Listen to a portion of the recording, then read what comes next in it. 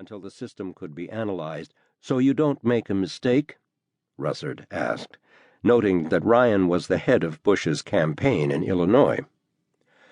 No, I won't, Bush said, without hesitation, because I'm confident that every person that has been put to death in Texas under my watch has been guilty of the crime charged and has full access to the courts. I'm confident, he went on. I've reviewed every case, Tim, and I'm confident that every case that has come across my desk, I'm confident of the guilt of the person who committed the crime.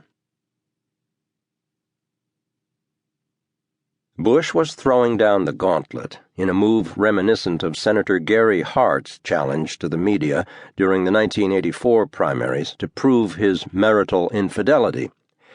But Bush's boast was far more serious, that no innocent man had been executed in Texas, that every death row inmate had enjoyed full access to the courts. In response, the New York Times sent me to Texas to investigate and report on the matter. My colleague Sarah Reimer and I spent several weeks traveling around the state, San Antonio, Brownsville, Austin, Dallas, Houston, talking to death penalty lawyers, prosecutors, victims' families, and members of the Texas Board of Pardons and Paroles, and reviewing cases of men who had been executed. We did not find any case where we could say with certainty that an innocent man had been executed. Our efforts to do so were severely hampered by the fact that once a man is executed, his lawyers and investigators turn their attention to clients who are still on death row, rather than pursuing evidence of a former client's innocence. But we found state officials involved in the Texas criminal justice system who were not as sanguine as their governor that the system was rendering justice in every case. "I worry that we may execute an innocent person," said Paddy Land Burwell, who had been appointed by Bush to the parole board. "Any person would know that it is a possibility. I think our system needs to be improved." Our lengthy article appeared on the front page, and it was accompanied by brief summaries of 5 cases. The Times editors considered that capital punishment was a topic worthy of further reporting, and Sarah and I continued to examine the various issues that marked the debate. We made repeated visits to Texas's death row in Livingston. After passing through security, we'd sit in a rather large room with vending machines dispensing soft drinks, coffee, and candy bars, waiting for a prisoner to be brought from his cell. He'd be on the other side of thick glass, and we'd talk through a telephone. We interviewed John Paul Penry, whose case was twice argued before the United States Supreme Court. It was November, and when we asked Mr. Penry, 56 years old, if he believed in Santa Claus, he said, "They keep talking about Santa Claus being down in the North Pole. Some people say it's not true.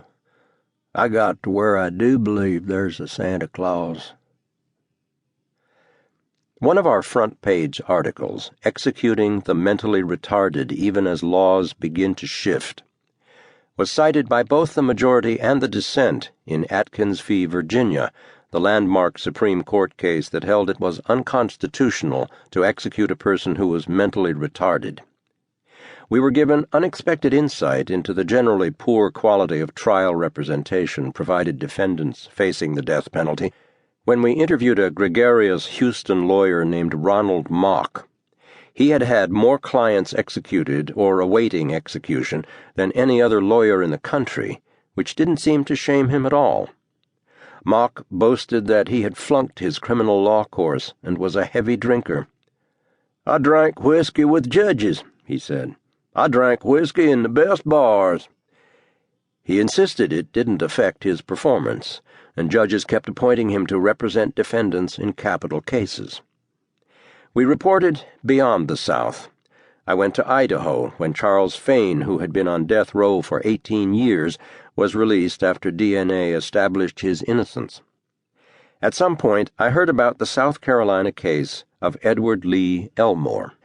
After a trial lasting 7 days, he had been sentenced to death in 1982 for the murder of a wealthy widow, Dorothy Eli Edwards.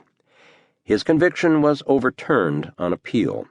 He was retried and reconvicted. That sentence was also reversed.